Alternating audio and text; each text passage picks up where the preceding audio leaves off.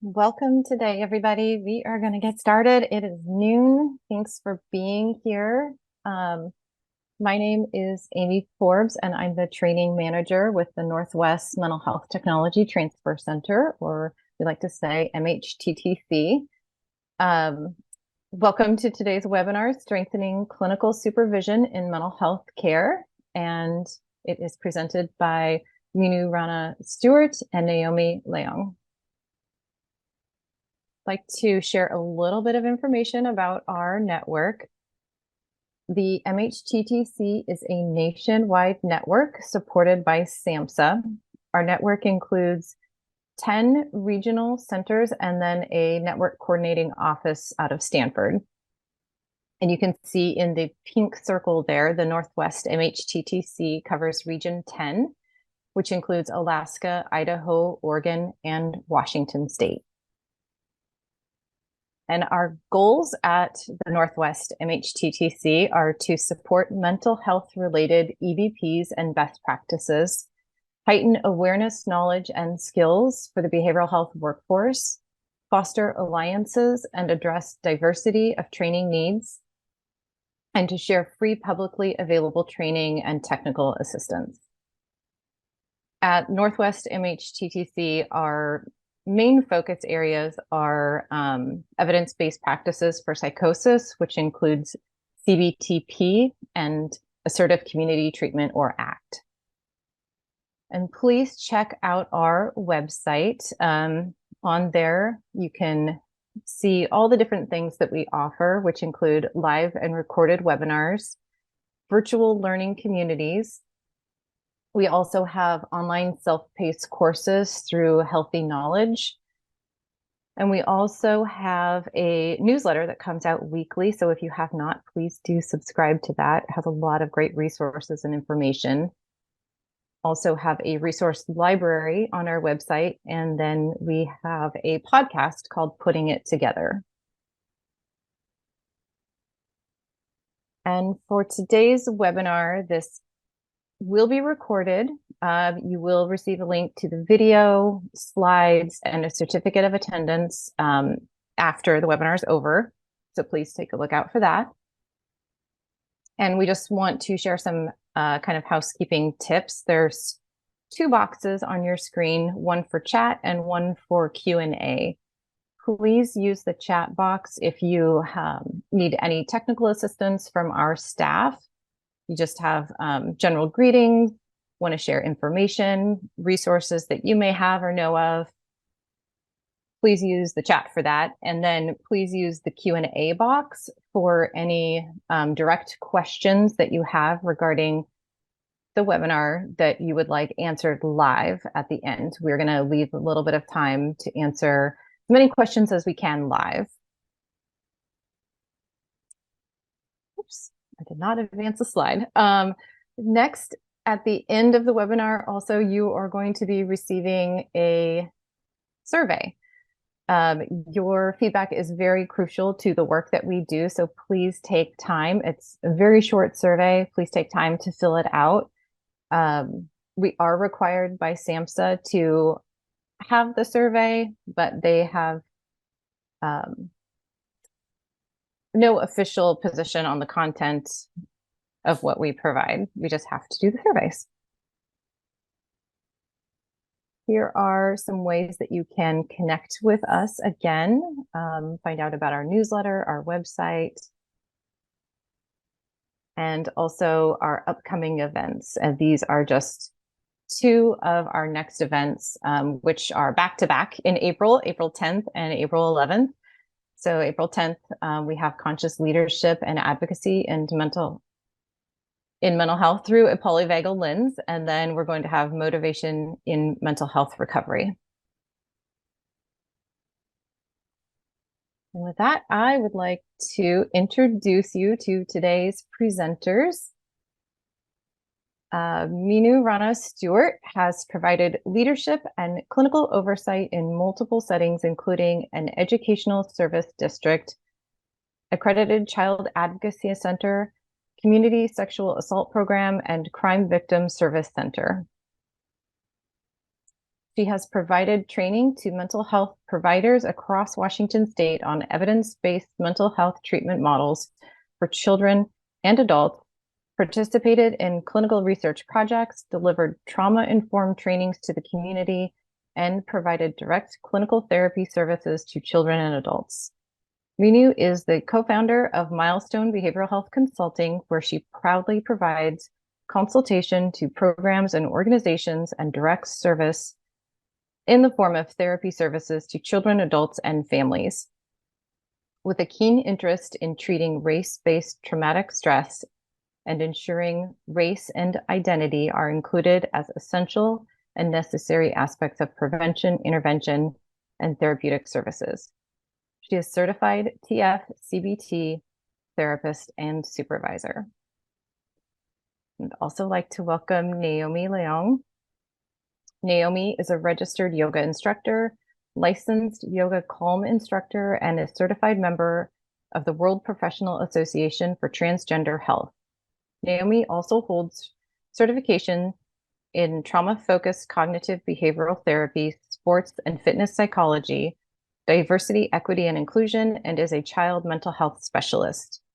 Naomi is a clinical director at Frontier Behavioral Health and is in private practice at Brown's Addition Wellness Center in Spokane.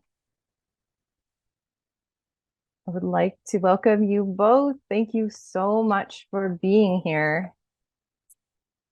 And with that, I will let you share your slides and presentation.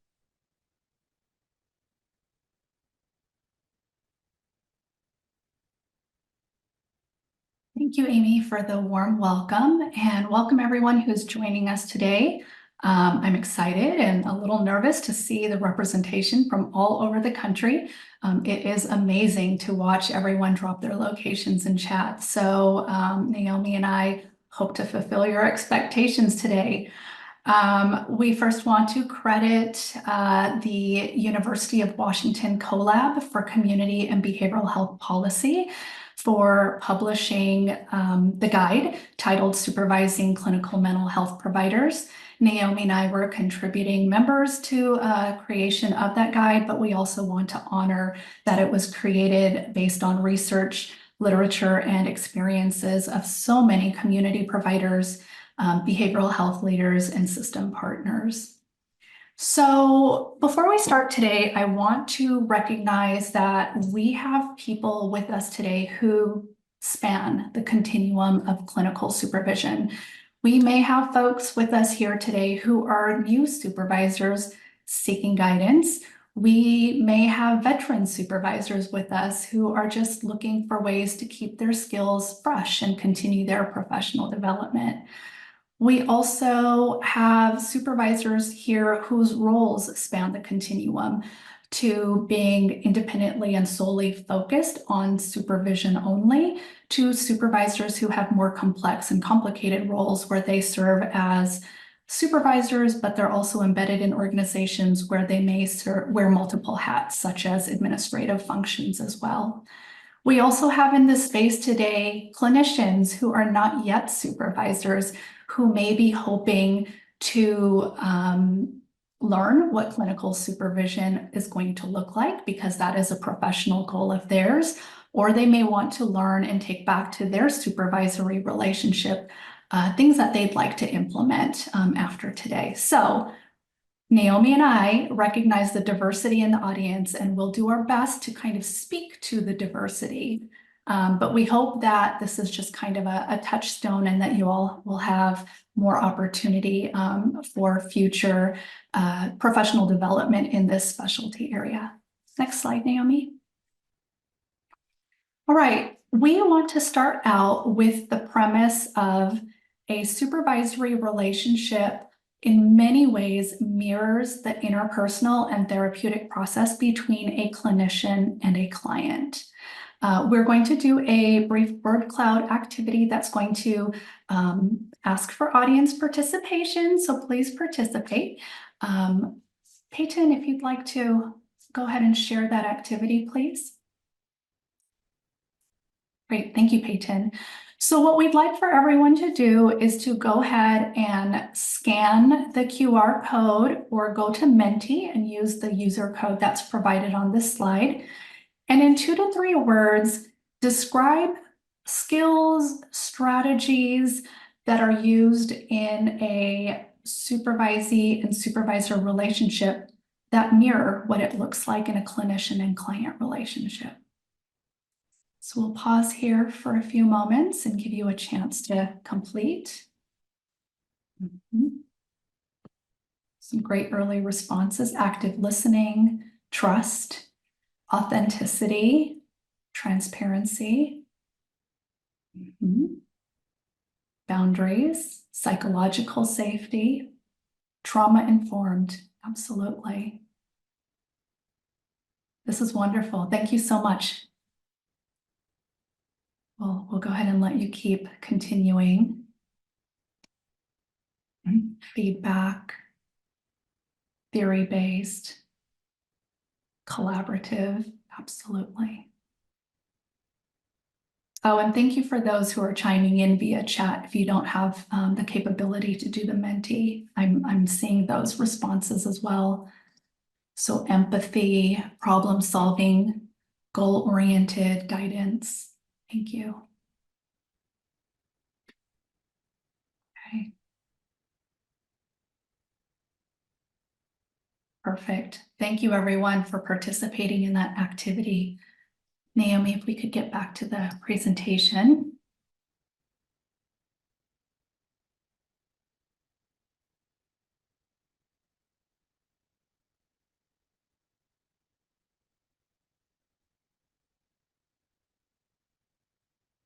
So the reason we wanted to start off with that activity is, again, just to put into the space that a lot of mirroring happens. And that activity showed us there are so many skills and so many elements.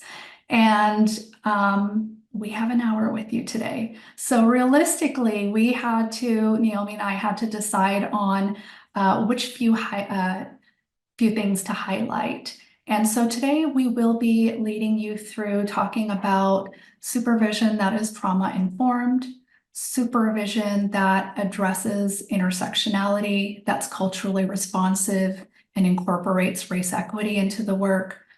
We will talk about supervision that takes note of gender and sexuality. And we'll also talk about kind of the nuts and bolts of supervision, so defining the roles and expectations. Again, like I mentioned before, there are so many things about this very unique skill set out there. And so we hope that in the future, you'll have time to figure out what are the specific things that you'd like additional learning on and have opportunities to pursue those for your professional development. Okay, next slide. All right. So on the previous slide, we had defining roles and expectations as one of the things we were going to discuss. I'm going to rename it and call it engagement. Just as engagement is crucial in a relationship with a client, it is equally as important in a relationship between a supervisor and a supervisee. The relationship becomes a foundation to all the work in supervision that future work will be based upon. Having a productive and positive supervisory relationship is an essential component to leading effective therapist development, which then also translates to effective client care. So just like in a clinical relationship, a positive working alliance between a supervisor and supervisee is crucial. The alliance leads to an increased level of engagement that's necessary for creating a trusting bond and developing positive rapport.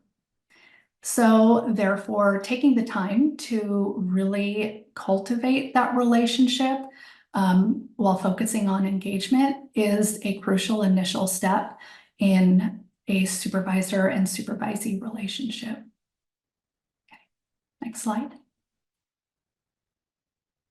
Okay, So we're going to kind of break this down into the nuts and bolts of what this might look like in your first supervision session or your first couple, right? Sometimes kind of developing the expectations and norms can take a couple sessions. So with the first session, we really want to focus on an initial step of what to expect out of supervision, right? What does the process look like? What is the structure? What's the content going to be?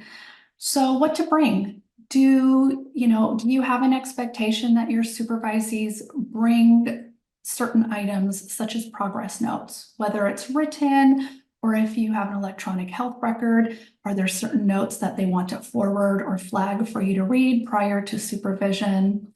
Worksheets that you may have completed with your clients that you want to review as part of Kate's consultation, standardized measures that are being administered that you want to check in on or get feedback, session recordings. Sometimes supervisors will want session recordings as part of their process. So again, being as transparent as possible about what is expected for them to bring. Being transparent about different expectations that you have for someone who may be new to clinical work versus an experienced therapist. I recall a situation of mine when I was a clinical supervisor, and there were questions being asked about why I was asking certain clinicians to record sessions and bring to supervision. And I had to step back and clarify. It was a new practice that I had implemented. However, it was for new clinicians. So again, if there are going to be certain practices, certain differences, be explicit about that. Also consider the different formats that you do supervision in and what that will look like for you. So one-on-one is going to be very different than group, right? One-on-one, you can have the ability to structure and have that independent time with one person versus group. How do you share your time? How do you structure it, right? If it is group supervision and there are scheduled case presentations, but other needs come up, how do you balance that time? And then there's also peer supervision, which is, brings interesting dynamics, because if you are a supervisor in a peer supervision setting, what does that mean, right? Is it truly peer when there's this power dynamic? How do you navigate that process? So again, these are important things to think about and consider and have dialogue about. Next slide. Okay. What do you want out of supervision? Let's talk about it, right? What are your goals in this specific work or this specific role? As a supervisor, you want to ask how you can support that person in those goals that they have. Again, the more immediate or their larger professional development goals. It's important to note what has worked well in the past. Just as in clinical work with clients, it's important to know what has worked so you can continue to reinforce those things or use those practices. And then on the flip side, what hasn't worked and why? If we do have to tread this territory, what would be a helpful way of treading that territory with you based on your prior experiences that were not so positive? Asking about preferred learning style, right? How do you learn best so that I can be informed in my approach with you? Next slide. Right. And then kind of continuing off the theme of goals, the goals that are identified, are we talking about the goals in terms of, are they SMART, right? Are they actionable? What are the steps? How do we sequence them out? How do we then develop a plan to revisit them, right? The last thing we want to do is talk about goals and write them down somewhere and file them away somewhere, and then they never get revisited. So it's really important to talk about, how do we check in regularly around these goals that are important to you? And how do I check in on the things that I agreed that I would do to support you with these goals? Think about ways to measure progress in supervision. Again, that's going to look very different based on the setting that you're practicing in. If you're an independent clinical supervisor, that's going to look very different than if you're in an agency that's very focused on many things in addition to clinical work, right? Like different performance outcomes and things like that. So an example of thinking about that, let's say you're supervising someone who says, you know what, I want to become a certified TF-CBT provider. Great, wonderful. Let's start with listing out the steps, right? I know you've got to complete the web training. You've got to go to a full training or learning collaborative, listing out those steps. Another person's goal might be, I want to obtain mental health licensure. Again, listing out those steps. Whose roles and responsibilities are involved in that? How do we do periodic check-ins to monitor progress towards that goal? Okay, again, all important parts and crucial things involved with supervision. Next slide. Okay. It's important to describe and explain your style, right? So what is it in terms of the models that you employ when it comes to supervision and the approaches you use? Are you orientation specific in your supervision model? So let's say, for example, myself, I have a really strong background in CBT, and that's my lens that I operate from quite a bit. If you operate from the lens of psychoanalytic, solution focused, be explicit about that. Do you utilize a developmental model of supervision? Developmental model essentially embraces that growing is continuous, right? And everyone is on a continuum. A new therapist might have limited skills and need a lot of coaching versus someone who's maybe in the more moderate range, has more confidence in their abilities, and their needs from you may be different versus someone who's highly experienced. So, and then there's also, of course, the integrative. Integrative is essentially where you're combining, right? It could be a combination of different orientations. So yes, CBT, but I also consider, some psychoanalytic stuff. It also could be taking into account that while I do focus on orientations, I also realize there's this developmental aspect of supervision. And then the approaches, directive, non-directive, collaborative. I think those are pretty straightforward, but essentially directive is a lot of focus on the supervisor, actively guiding, directing, giving examples to help teach. Non-directive is really relying on the clinician, being encouraged to share their personal experience, their reflections, their thoughts to guide supervision. And then collaborative is really a mutual and equally active space where responsibilities are shared. Next slide. Okay. Establishing clear guidelines. So what is your role as a supervisor? Are you a teacher where you help identify needs and help with learning? Are you more of a consultant in terms of setting up mutually agreed upon goals, supporting case conceptualization and oversight of work? Are you more of a coach, which for entry-level therapists can be really, really important? Or are you more of a mentor? And again, it can be complicated because I think most of us, we straddle many, if not all, of these different roles. And so being explicit about that. Right.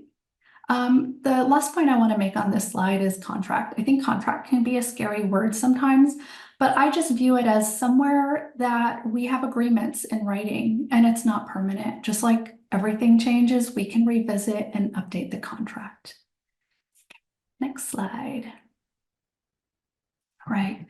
The last piece in this section is talking about how multicultural factors play into supervision and how race equity is considered. And I think right off the bat, there needs to be expectations that these discussions will be part of supervision. Diversity, multiculturalism, race equity, they are not standalone topics. Just as we expect these topics to be woven into our education, our professional development, so should this be woven into all aspects of clinical supervision. So being explicit that this is going to be a part of the supervision and the work we do. Right. Pass things off to Naomi from here. Thank you, Minu. So next I'll be sharing with y'all about encouraging self-care in our supervisees. So this is expanding on part of the supporting supervisees with trauma exposure and vicarious trauma section of the supervision guide.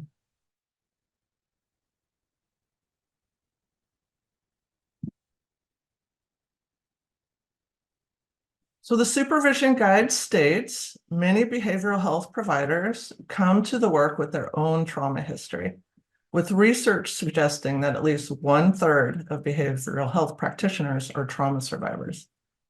And the guide goes on to state clinicians working in the public behavioral health field, who are often relatively earlier in their careers, are holding incredibly high caseloads that may involve chronic exposure to trauma. At the community mental health agency that I work at, we have moved to a model that involves more bachelor's level staff, and these staff are typically earlier in their careers. What is vicarious trauma? The essential act of listening to stories of pain, suffering, and trauma can have an emotional, cognitive, and physical toll on individuals. The symptoms of vicarious trauma mimic those of post-traumatic stress disorder. So individuals may find themselves re-experiencing personal trauma. They may be noticing an increase in arousal, avoidance, or an increase in dissociative symptoms. The effects of trauma exposure may be called vicarious trauma.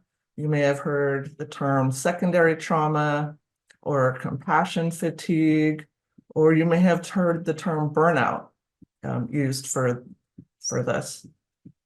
However, burnout can happen in any job, and the other terms are specific to the experience of individuals who work in helping fields. However, the experience of burnout is connected to the experience of vicarious trauma. I like to think of it as perhaps going on a vacation can help with burnout, but with vicarious trauma, you take that with you on vacation. Studies show that 6% to 26% of therapists working with traumatized populations are at risk of developing the signs and symptoms of vicarious trauma. There is an increased risk for women, those who are highly empathic, those who may have unresolved personal trauma, those who carry heavy caseloads of traumatized children, those who work in a socially or organizationally isolated setting, those who are newer in the field, and those who have not received adequate training. It's very important that supervisors provide their staff with information and strategies to cope with vicarious trauma so that they can be present, engaged, and compassionate in the important work that we do with clients. So this graphic on here shows the window of tolerance. The window of tolerance is a term that was coined by Dr. Dan Siegel and incorporated into the sensory motor trauma work of Dr. Pam Ogden. And it illustrates an individual's optimal zone of functioning.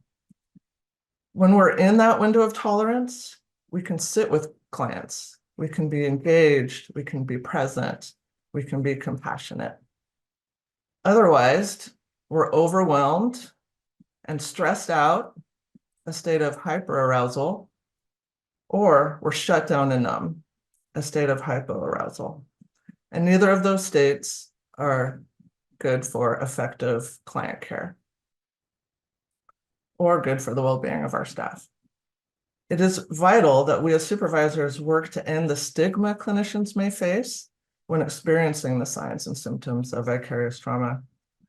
Supervisees shouldn't be made to feel weak or that they're unprofessional or feel guilty or be afraid to ask for help.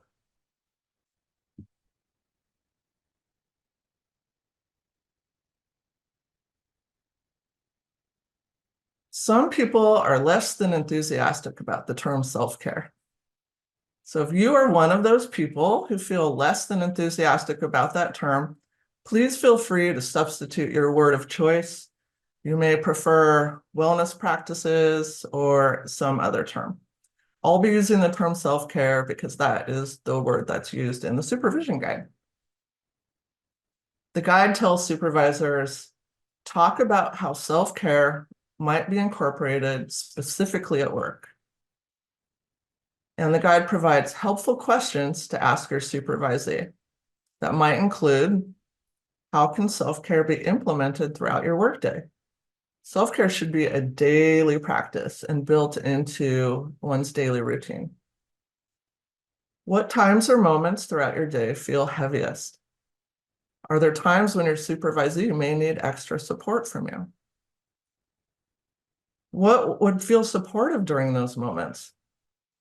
So the support that we provide supervisees must be individualized. What feels supportive to one person might not feel supportive to another. Some people may want to talk it out and debrief, and some people may want space. Is there anything I can do to support your self-care? Make sure that we're making the conversation collaborative and getting the ideas from the supervisee, as well as providing some ideas that we may have from our experience. Modeling is discussed in the guide. As a supervisor, work to embody and model the strategies that you are encouraging in your supervisee. This will help you benefit from the practices. This will show your supervisee that the practices work and that they're effective. And it'll give your supervisee permission to do these same things. Self-care practices that I model for my team include taking walks outside, around the block, or doing some simple yoga at my desk. And so if you're interested in seeing a short little yoga at your desk routine, express your interest in the Q&A, and if there's time, I can walk you through that later.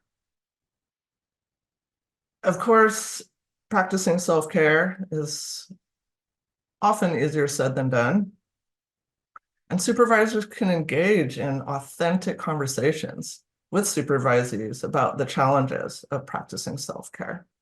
I know I am very guilty of eating at my desk while I'm working. And so I try to, when I am breaking out of that bad habit, I do make a point to say, look at me, I'm away from my screens. I'm going to go enjoy some nature for a few minutes. Trauma is held in the body. It is important to incorporate practices that support nervous system regulation when supporting our supervisees doing trauma work. These practices can be done along with your supervisee so that you can both co-regulate. Mindfulness practices are beneficial for mitigating the impact of vicarious trauma by helping clinicians develop self-awareness so they can recognize their state and be able to be aware of what kind of self-care steps they may need. Mindfulness practice increase the controllability of thoughts so that we can shift to a more helpful way of thinking. Mindfulness practice increase the ability to be present, the ability to manage our emotions by creating distance between ourselves and our emotions. And mindfulness practice strengthens the prefrontal cortex, which helps keep us out of that state of overwhelm or shutdown. So mindfulness practices assist with keeping us in our window of tolerance, in our optimal zone of functioning.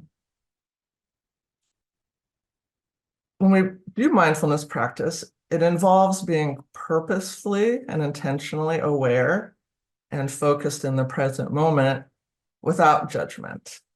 So any experiences that we're having, any thoughts or feelings that we may having, we simply observe without judgment. And mindfulness practice can be done during many of the ordinary things that we typically do mindlessly. So doing something mindfully is the opposite of doing something mindlessly. And that could be anything. At work, it could be walking down the hallway. It could be eating. It could be doing the dishes. It could be folding laundry. And when we have an activity that we are used to doing mindlessly, when we switch it to a mindful practice, we often notice how much the experience becomes brightened and enhanced for us. The mind, body, and breath are three interconnected pathways to nervous system regulation. And our breath especially acts as a unique doorway to the autonomic nervous system and allows us to change our state simply by changing how we are breathing. When focusing on the breath, it's particularly important to pay attention to long, slow, complete exhalations, as this activates our vagal brake and brings us into a state of presence and compassion. So I'm going to introduce you to a quick and easy technique called ABC, which stands for Affirm, Breathe, Choose. And this technique can be incorporated in between sessions to help relieve stress. It's like first aid for stress. So first, you create an affirmation. I like to use "this is not mine." Some other ideas are I am at peace, I am content, I am safe, I am doing my very best. Whatever affirmation you choose, be sure it's something that resonates with you and takes you in the direction of the state that you want to be experiencing. So next, you're going to think your affirmation in your head while inhaling slowly and fully through the nose. And it helps to empty the lungs first. Then you're going to open your mouth and audibly sigh it out, releasing all the air, and then repeat as needed. So I typically do it 3 times, 3 being a magic number. At least that's what I learned on Curious George. So I'm going to do it now, and if you'd like, you can try it with me. So get your affirmation ready. Empty your lungs of air. Now you're going to take a slow, deep inhale. Slight pause at the top, and then open the mouth and sigh it out. So you want to get that audible exhalation. So let's repeat that again. Deep inhale. Pause. Open your mouth. Let it all go. And one more time. Inhale. And exhale. So you may notice that areas of muscle tension were releasing from your body on the out breaths.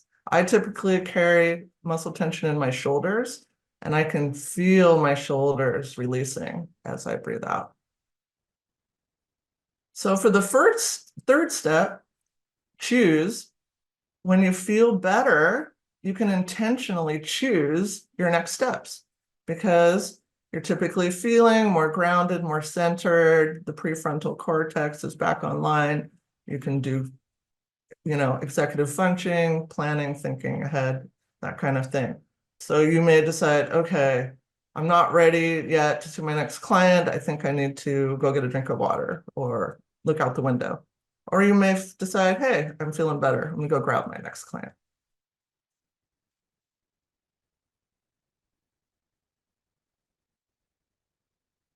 So here are some ways to strengthen the quality supervision that we provide. So alongside the things a clinician can do to take care of their well-being are organizational structures that make an impact. And so supervisors may have some ability to support their supervisees' self-care through these structures, depending on the organization that you work for. So supervisors can monitor caseload sizes and look at the distribution of cases that involve child abuse, as caseloads that have a lot of child abuse on them are linked to increase in experiences of vicarious trauma. Supervisors can encourage the use of vacation time and flex time, if those are options at your organization. Supervisors can provide information about alternative schedules. Maybe 410s are an option, or maybe there's an option to work from home some or all of the time. And supervisors can connect their staff with training in evidence-based practices, such as cognitive behavioral therapy. And Minu did a great job of outlining some actionable steps to make that happen. So as supervisors, it's essential that we are normalizing our supervised experience, that we're validating their thoughts and feelings. Let your supervisee know that it's not realistic to think this work isn't going to change them. This work will change them. But the good news is the changes can be positive, and that provides hope. Research has found adversity, stress, and trauma can lead to positive growth and change. This is vicarious resilience. It's the counterpart to vicarious trauma. It's the positive growth and change associated with trauma exposure. There are 7 domains that have been found associated with vicarious resilience. Helpers can experience changes in life goals, life direction, a change in priorities, more connection with others in a meaningful way, and a change in perspective. Helpers can gain hope by recognizing the capacities and resources for healing and recovery in those that they work with, and become inspired by these capacities. Helpers can find increased recognition of client spirituality as a therapeutic resource. Helpers can gain increased self-awareness of their state and the understanding of how to engage in self-care practices to feel better. I cannot overstate how important that piece is, because we need to know where we're at to know what we need and what direction to go. So that's often step 1, is building that increased self-awareness. Helpers can find increased consciousness about power and privilege relative to the social location that they work with. Helpers can experience an increased capacity for resilience and resourcefulness. So sometimes there's a depiction of resilience where it's like that happy face stress ball, and it's squeezed and then it bounces right back. You know, it's squeezed, it goes through something tough and it bounces right back. And that's how resilience is depicted. But I don't feel like that's the case. I feel like when we go through big things in life, it does change us. We don't bounce right back. But with a focus on positive growth and change, we can be changed in a way that is helpful to us and positive. We can integrate our experiences in a helpful way. So the last aspect of vicarious resilience, helpers can gain an increased capacity to remain present during the trauma narratives of those they work with. So instead of being checked out and can be engaged. So as supervisors, we can help our supervisees find positive growth and change because of the work we do, not in spite of the work we do. All right, over to you, Minu. Thank you, Naomi. Right, in the next section, we want to talk about realizing the impact of power dynamics in supervision relationships. We also want to talk about cross-racial and race equity considerations. Next slide, Naomi. Okay, so let's be real. Power dynamics are inherent. Even if we controlled for all personal identity variables, power dynamics would still exist because of the hierarchical structure of supervision. So think about when we introduce factors such as race, gender identity, sexual orientation, religion, country of origin, educational status. Once we introduce all those things in, just think about how power dynamics can be even more amplified, okay? So I think, it would be irresponsible for me to say that we can remove power dynamics. However, what we can do is work towards equalizing power in supervision. And so as a supervisor, I think there are a couple of skills that we can deploy to help move towards reducing the power dynamics that we have in general in supervision, but especially when we're working cross-racially or cross-culturally. So one of the things is facilitating open dialogue. Are you creating an environment where voice is given equal importance, my voice and your voice? Right? Are you eliciting from your supervisees what's happening with their internal dialogue, what their reflections are, what their perspectives are, ideas about next steps? Something else to do in supervision to help equalize power dynamics is inviting and being receptive to feedback. I know that can be a frightening place for some of us, but I think as supervisors, we need to approach this from the mindset of growth. Feedback is important to all of us, just like we're giving feedback to our supervisees to help them with their professional growth and development. We need the same as well, right? This feedback helps us identify what our blind spots might be around our own performance. It gives us a fresh perspective. And again, it can influence what we need for our own professional development. Authenticity. So essentially being your true self. So there's a lot of research about how authenticity is important in client outcomes when we're looking at client and clinician relationships. Well, it's just as important in a healthy supervisory relationship as well. People can often sense sincerity, and sincerity builds trust. So before starting your supervision session, check in before you check on, right? How are you doing? Making space for that. Showing vulnerability. I have been a social worker for over 20 years at this point.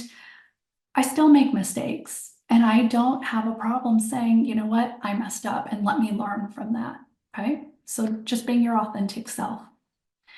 And one possible, give decisions. What decisions can be made within the scope of the work of your supervisee, right?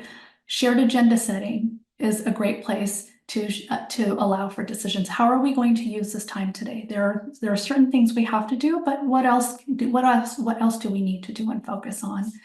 Modes of learning, right? So you've identified a goal for yourself of learning this new skill. How would you like to learn that? Would you like to support me in giving you articles to read? Would you like videos? So again, supporting and giving choice where you can. Next slide. Okay. Before I launch into talking about this slide, I do want to note that it is titled cross-racial supervision, but I also want to acknowledge that many of the points that I'm going to cover also apply to cross-cultural supervision. So there's a lot of research that indicates a strong working alliance between a supervisor and supervisee is more likely to happen when the supervisor is themselves culturally responsive and culturally competent. So this is where I'm going to challenge supervisors. Take a self-inventory. Where do you need to grow in terms of your cultural responsiveness and cultural competence? So I'll do a little self-disclosure here. I had to do this in my own work, and I had to recognize that I had my own weaknesses in being culturally responsive and culturally competent to working with people who are LGBTQ and individuals with disability. And that inventory then led me to focusing on, again, my own professional development so that, again, in my clinical work with clients, I could do better, but also in my responsibilities and as my role as a clinical supervisor. So essentially cross-racial supervision is when supervision is happening where a supervisor and supervisee are of a different racial group. From the lens that I'm going to be talking from, it's going to be that the supervisor is white and the supervisee is BIPOC. I'm using that lens because Naomi and I practice in the state of Washington on two different ends. And what we know about the state of Washington is that behavioral health, the field of behavioral health is predominantly white women. That's the workforce. And so when we look at then who is in supervision roles, it is also white women predominantly. And so when we're talking about cross-cultural supervision, it is usually the case that it is a white supervisor and a BIPOC supervisee. And so again, the responsibility of an onus on yourself as a supervisor to increase your skill set is there. Additional considerations, what space can you create for your supervisee outside of your supervisee relationship for them to have with people of shared identities? And that could look like so many different things, right? It could be working with race and cultural consultants. It could be a lot of places have developed affinity groups. Again, you have to kind of figure out the purpose and the hat that you're wearing as a supervisor. If it's really clinically focused and that's your sole role, great. What other consultants do you have to refer your supervisee to? What organizations can they reach out to for additional consultation? But if it's also looking at the support your supervisee needs in general beyond just their clinical work, then it could be looking at other agency and organization strategies, like I mentioned, affinity groups and things of that nature. Next slide. Okay. And there are supervisors that are BIPOC who are supervising white clinicians, okay? We know that exists as well. So I wanted to make sure that we had a moment to speak on that. So I just want to be transparent in saying that stereotypical transference enactments are real. There was a study done a few years ago that examined supervisory relationships between Black female supervisors and white supervisees. Now, I'll be clear, there were certain things that were not controlled for, such as sexual orientation and age.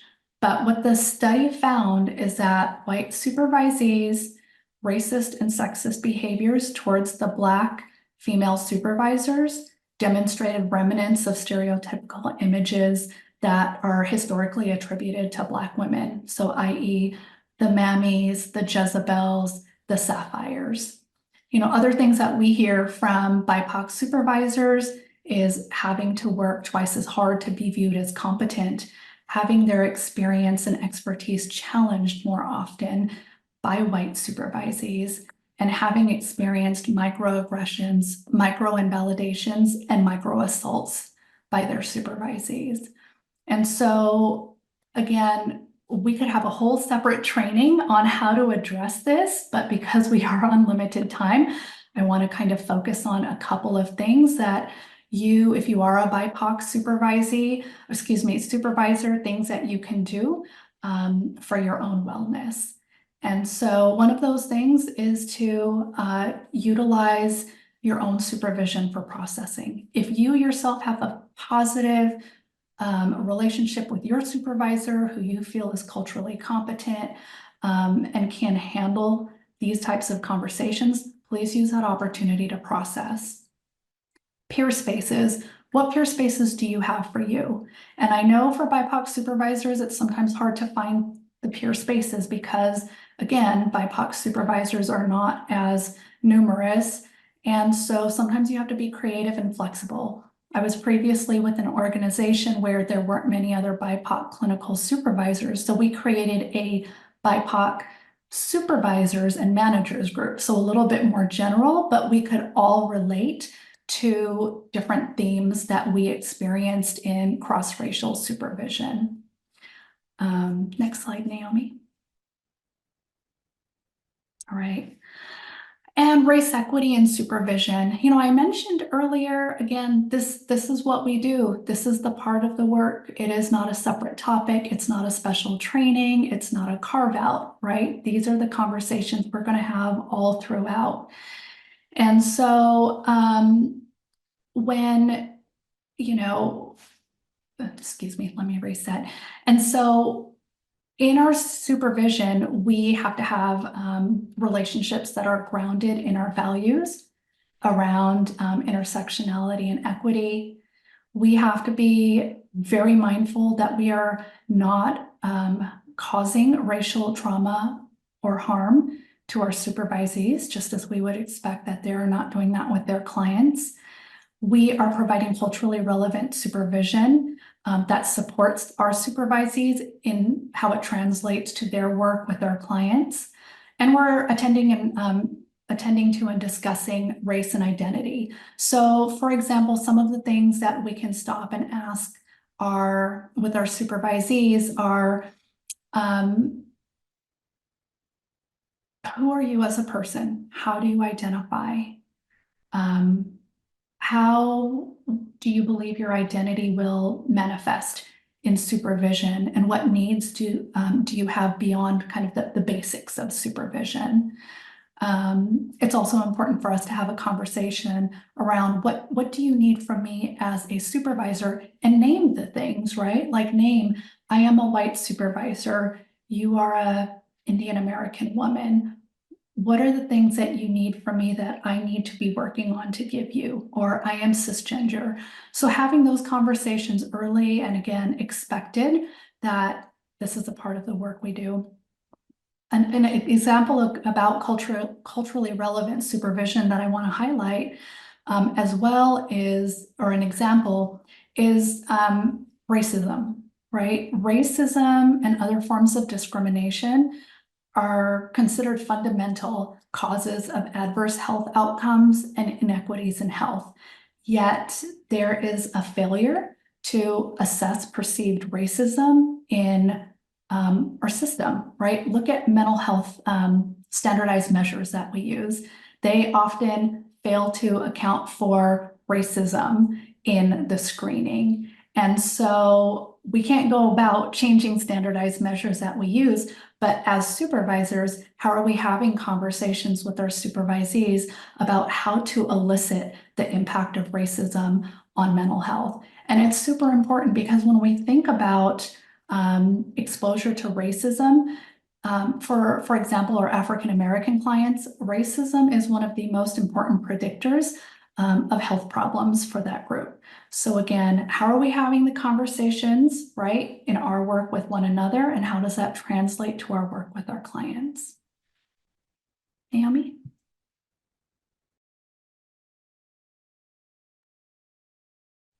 All right. So for our last topic of the day, I'll be talking about gender identity, which is part of the supervision as an interpersonal practice, building relational safety with your supervisee section of the guide. Specifically, I'm going to speak about building quality supervision with transgender, gender diverse supervisees.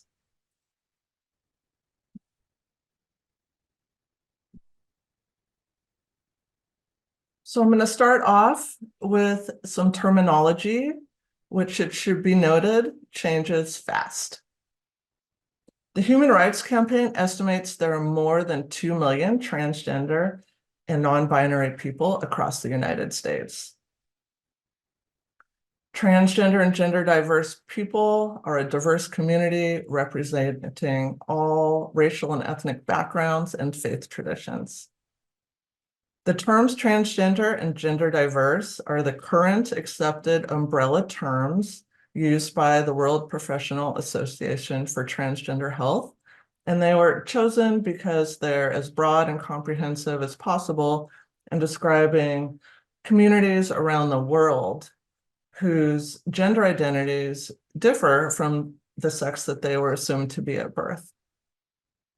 Cisgender, or cis for short, generally refers to people who do not identify as transgender. Cisgender describes people whose gender identity does align with the sex that they were designated at birth. Gender identity refers to one's innermost concept of self, and gender expression refers to the external appearance of one's gender identity, and usually is expressed through behaviors, clothing, hair, body characteristics, or voice. It is important not to make assumptions about a person's gender identity based on gender expression or anything else. Non-binary is another umbrella term, and it's used by people who do not identify exclusively as a man or woman. Non-binary people might identify as being both a man and a woman, neither a man or a woman, somewhere in between, or as falling completely outside of these categories. The I in LGBTQIA+ stands for intersex. Intersex is an umbrella term for differences in sex traits or reproductive anatomy. Intersex people often face shame or have decisions made about changing their bodies surgically by doctors or families, usually in infancy. Some intersex individuals may identify as transgender. So there are many gender identity terms. I looked this up yesterday, and Wikipedia currently lists 87 different terms. So it's important that we always use the terms that people have told you they use. And although the word transgender and our modern definition of it only came to use in the late 20th century, people who fit under this definition have always existed. Indigenous cultures, for example, have consistently recognized and integrated much richer and more diverse concepts of gender that expand far beyond Western concepts of binary cisgender experiences and identities.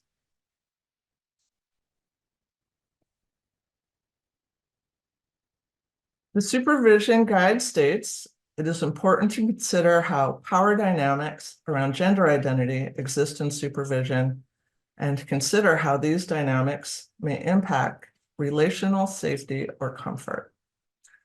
So when speaking of power dynamics, we must speak about systems of oppression. Cisnormativity is a system of oppression. It's the starting assumption that cisgender is the default and privileges this over other forms of gender identity. So the issue with cisnormativity, or any other norm, is the assumption includes the often implicitly held belief that everything else is considered different. So due to these views, people in the workplace are presumed to be cisgender unless it's explicitly stated or learned about in another way. So there is cultural evidence of cisnormativity of this norm all around us. Think about the movies that you see, the books, the advertising, think about the images and the narratives that are portrayed. So the most common form of cisnormativity in the workplace is the depiction of binary gender images on restroom signs. So binary gender norms are under the umbrella of cisnormativity. Non-binary people may experience increased discrimination and stigma due to not identifying according to a gender binary. For example, transgender man, transgender woman, man, woman. Minority stress theory posits that minority groups experience stress stemming from stigma and discrimination. And these experiences, in turn, increase risk for many negative physical outcomes and mental health outcomes. Transgender people experience forms of minority stress that are shared with other marginalized groups, including the expectation of rejection and prejudice-related life events, such as hate crimes. However, LGBTQIA+ deal with unique stressors, such as identity concealment and internalized cisnormativity. A 2020 Harvard Review survey from 105 trans employees in the United States over 2 work weeks showed that 47% of participants experienced at least some discriminatory behavior on a daily basis at work, such as being the target of cisnormative remarks, being ignored, or being pressured to act in a traditionally gendered way. These trans employees reported robust increases in hypervigilance and rumination at work the day following such a negative experience. And the extent to which they felt they had to be on guard around their coworkers and try to make sense of negative events predicted their emotional exhaustion during the workday. The Supervision Guide discusses intersectionality, which is the framework coined by Kimberly Crenshaw. And this holds that a person's experience of multiple systems of oppression are always in relationship with one another. If an individual belongs to more than one minority or marginalized group, negative experiences and outcomes can be compounded. And there's research to show minority stress and resilience may process differently for those of different races and ethnicities. So in the workplace, a cisnormative climate may influence whether individuals feel comfortable with disclosure or sharing information about their gender identity. If employees perceive that they will be discriminated against, they may choose to hide a part of themselves in an attempt to avoid a harmful experience. Additionally, individuals who want to blend in may not disclose their transgender experience with others at work.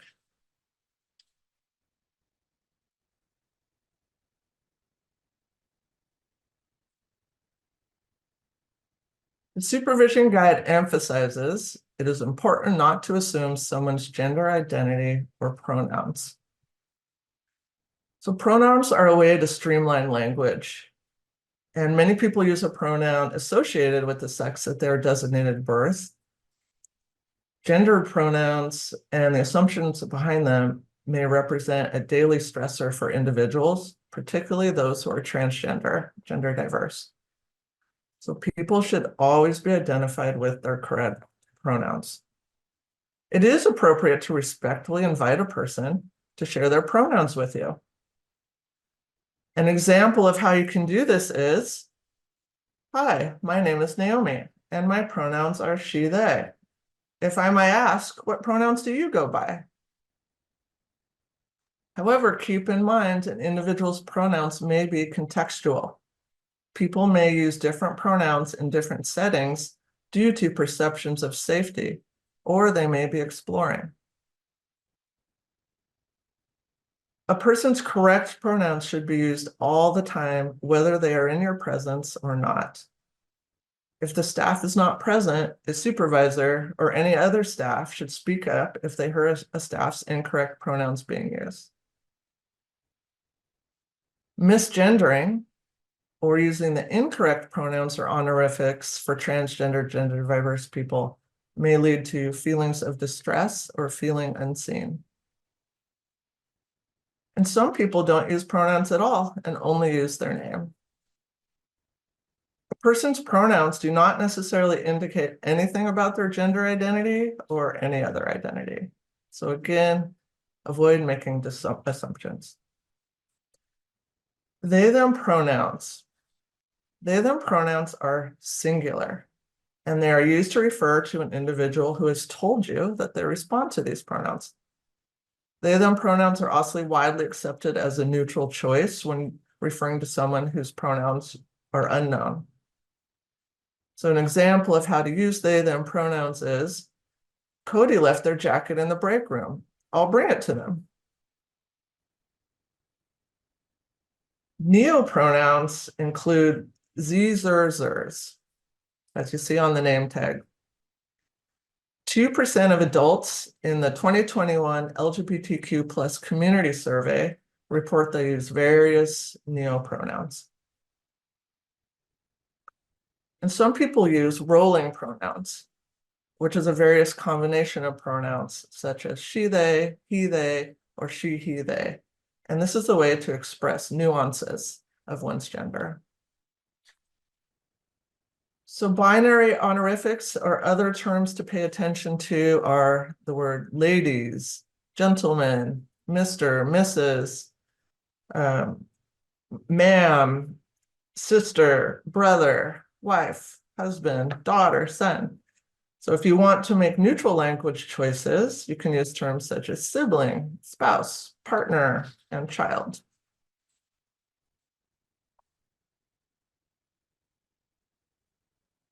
Here are some ways to enhance the quality supervision that we provide. In addition to respecting pronouns and not making assumptions about gender identity, continually monitor terminology and language and make updates as needed. Agencies may have policies or documentation that are written with she, her, he, him, binary gendered language. And there are similar challenges in supervision around with race and culture, similar to the challenges in supervision around race and culture. Without adequate competence in this area, supervisors can risk further marginalization of transgender supervisees. So supervisors must take on the responsibility for cultural competence so that transgender therapists aren't in the position of teaching their supervisor about what it means to be transgender, about the unique challenges and considerations they must have to make in the therapy room, such as internalized cisnormativity, or maybe clients not wanting to work with them. So supervision must be a space where the supervisor is competent to meet the unique needs of the supervisee, just as in the therapy room, the clinician is competent to meet the needs of the client. Supervision must be a space that promotes skill development in addressing systems of privilege and oppression without fear that the supervisor's lack of awareness is going to affect their assessments. So if supervisors want to know where they can focus their cultural competence in this area, a great place to start is learning about the history of the LGBTQIA+ movement and the common social and familial issues that individuals face. Supervisors can also work to unwind the implicit biases they may hold around gender identity. Secondary trauma vicarious trauma may impact transgender, gender diverse clinicians in unique ways. Transgender clinicians may choose to specialize in working with transgender clients, and agencies may support these dyads as a way to provide representative care for clients and to honor client choice. But it's important for supervisors to be aware that secondary trauma can occur when the clinician is experiencing the same systems of stressors from cisnormative systems as the client. So these are systems that enforce binary gendered systems that don't support transgender people and cause both hypervisibility and erasure at the same time. The decision around self-disclosure of one's transgender experience to clients can be complex and must be individualized. It may benefit the therapeutic relationship to connect around shared experiences of marginalization, but supervisors must ensure that safety is central to this decision-making process.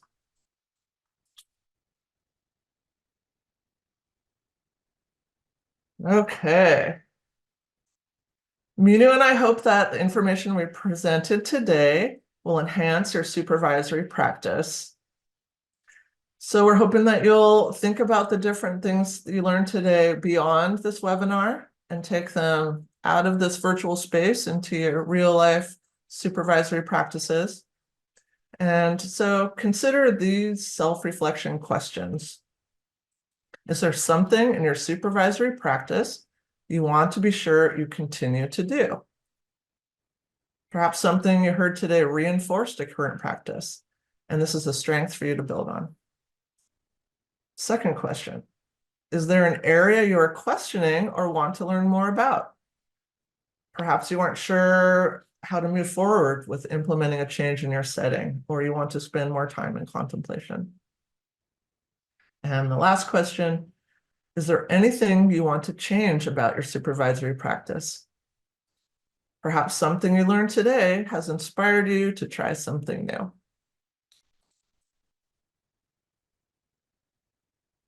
And that's that.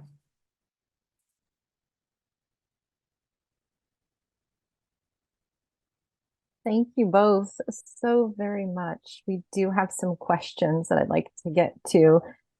Did I stop sharing the screen? You can leave it up if you'd Okay. like, or I can actually, let me share my screen here really quick, because I have the QR code for people that do need to leave, in case you need to leave a little bit early. We are going to go through Q&A, but just so we have some information on how to get to our survey. So for the first question, a lot of people did react to, yes, they're very interested in office/chair yoga. I'm going to circle back to that if we have some time. If we don't have some time, people were asking maybe if you had a worksheet or something, we could connect it to the event page so that they would have it. So think about that. And the first question that I am going to go to is, would you recommend selecting a supervisor that has similar therapeutic techniques in counseling practices? And also there's a secondary question of which professional liability insurance would you recommend for supervisees to purchase?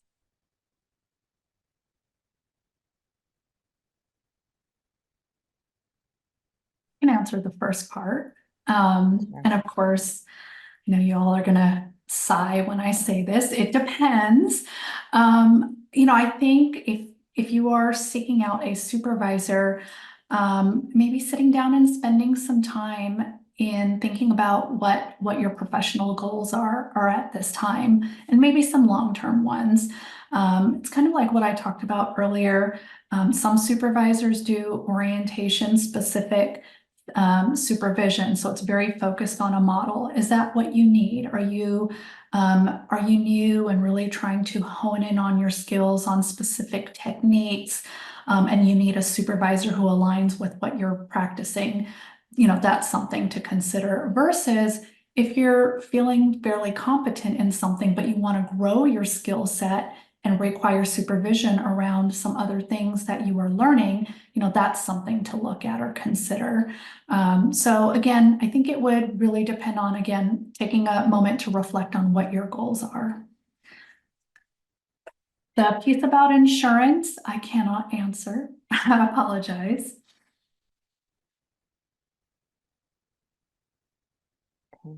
Our next question is, it's going back to the slides when you were talking about white supervisee to BIPOC supervisor. They were just wondering where you found the data or where they could find that data and information. I guess what I'm thinking about is the data around the Washington state data, which I presented, which is our behavioral health workforce is predominantly white women. There was a publication recently released, I think it was late last year, possibly, if you go to the Children's Alliance webpage, Children's Alliance of Washington, the publication is there, and it's something about oh goodness, I'm going to make up the title. It speaks to the behavioral health needs of youth in Washington state, and the data is in there. It's in many other places too. If there was a question about the research study that I cited about Black female supervisors, I'm happy, Amy, after the webinar to get you the link to that article if that was a question. Great. That would be perfect. I mean, if you'd like to. I don't have any specific question about that. I'm just saying if that was the question being asked. I wasn't exactly what. Oh, yes, that person said yes. That would be great. So next question is, could you speak more to talking about racism in supervision and also with clients?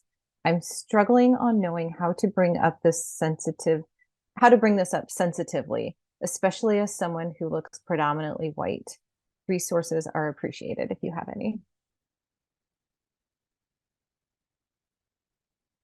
I really liked, Minu, what was it you said when you were doing your slide where you just stated, hey, I am, this race and you're this race.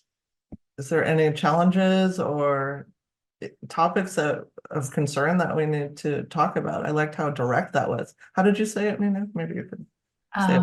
Like, for example, like I'd use myself as an example. I'm an Indian American woman. You are a white female identifying supervisee. What challenges do you think that might pose? What learning opportunities are there for each other? What biases or conceived notions you might be walking into? I think just having clear and transparent conversations. So again, I think if you're asking a supervisee about their view or perspective on racism, right? Like you just want to broach the topic, maybe just asking that. And again, kind of hone it in to the work that we're doing. Like, what do you see the impact of racism being in the work we do in mental health? Do you think there's an impact? Let them respond. Tell me why you think so. What are your beliefs? What do you know? And I kind of use that as a starting point. I really like that direct approach because I think there can be some discomfort around even broaching the topic. And so that's what I appreciated about that example, Minu, because I think not talking about it may perpetuate issues. And so I think that we're doing our part to help mitigate the harmful effects of racism just by putting it on the table. Absolutely agree. Definitely said it really well, Naomi. Minu, thank you. The next person asks, I'd love to hear more about supporting supervisees explore their self-disclosure around their identity. So a statement rather than question. People I know in the chat really appreciated that section of this webinar. So thank you. Sure. think. So it has Yeah. to be individualized and put safety first. I think that's the most important thing. Not a one size fits all. It's a very personal decision for an individual. And I think, relationship and progression of relationship is going to be a big factor, right? Kind of going back to what I just said about racism and Naomi saying, I love your direct approach, but that's because I've developed that comfort level in having those direct conversations about race and identity. And so when I think about, self-disclosure of any identity factor that's important to you, safety is crucial. And have you reached that point of safety in the relationship yet to disclose that? And, everyone's safety is different. Some people are a little bit, for good reason, wanting to withhold and maybe save for a later time as they kind of feel things out. And some people are very open to having the dialogue.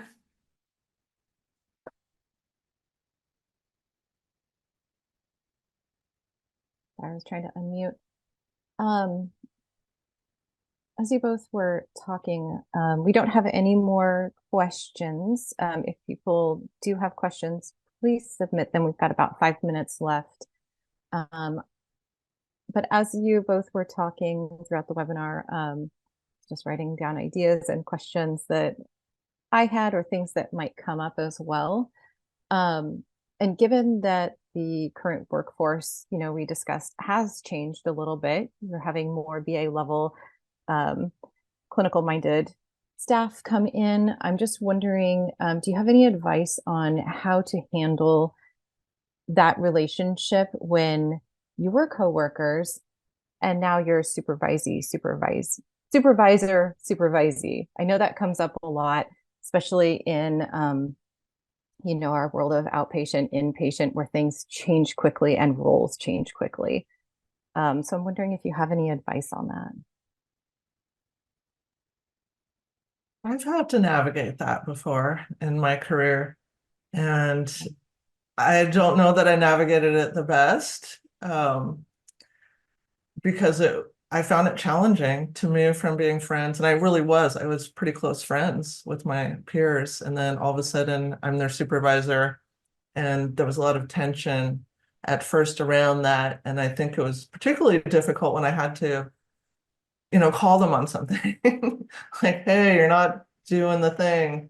I tried to kind of make light of it and say, like, I need to put on my supervisor hat now, take the friend hat off, just to sort of create some boundaries around that. But I felt tension, and I think the people that I worked with felt some tension around that. And just there wasn't any guidance for me at that time. I was just sort of navigating the waters, the shark-filled waters myself. And so I don't think I navigated that well. But now that I've gone through it, I can support others and say, hey, this might come up, this might come up. And I recently had one of my supervisors say, you know what, I'm feeling really connected with one of my clinicians. What are your thoughts on like going to have coffee? Like, what do you think? And so we just really were able to have a good talk about, well, what are the pros and cons? What if you do start becoming close friends and then, you have to write them up for something? What's that experience going to be like? Is that then going to damage the friendship that you've worked to create? So I just think having exploratory conversations and being real that it's difficult and it doesn't always work out how you want it to. Yeah, that's great advice. And you're right. There's no real guidebook to that, right? It's all just all thrown in there. So thank you very much. There's a couple more questions here. Is a non-LGBTQIA+ person using non-gendered terms like partner cultural appropriation? I wouldn't think so. I have lots of people that I know that use partner to refer to their partner. So I don't think it's a term that's exclusive to the LGBTQIA+ community. That's just my opinion, though. I don't speak for the alphabet. And last question we have here. How can a supervisor best advocate and support a student supervisee when communicating with challenging college department administration?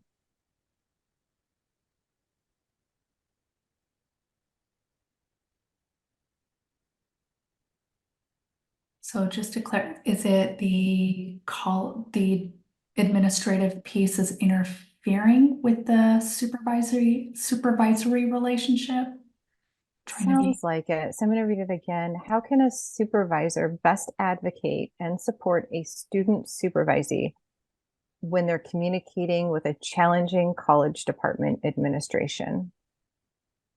So it sounds like, yes, the college administration, maybe this is a practicum setting, I'm not sure. I'm just putting that in there. Maybe the department administration is challenging, and the supervisor is trying to advocate and support their student supervisee. Mm-hmm. So the way I'm interpreting the question is how to support a student with communications with their college or university, and communications have been challenging. I again would try to understand what the difficulties are, what their goals are in the communication. Try to work with them on what they've tried. What other effective strategies they'd be willing to explore, help support them, walk with them on some of their communication efforts. Again, that's my best attempt to try to answer the question the way I'm interpreting it. Thank you. Thank you both so much. I know it's abrupt. We are at 1:31, so I thank everybody for being here. This is such great information. You guys did a fabulous job presenting. So thank you, Naomi. Thank you, Minu. Thank you. And thank you, thanks everybody for being here. Yeah. Check out our website. We have more things coming up, and hope to see you in the future.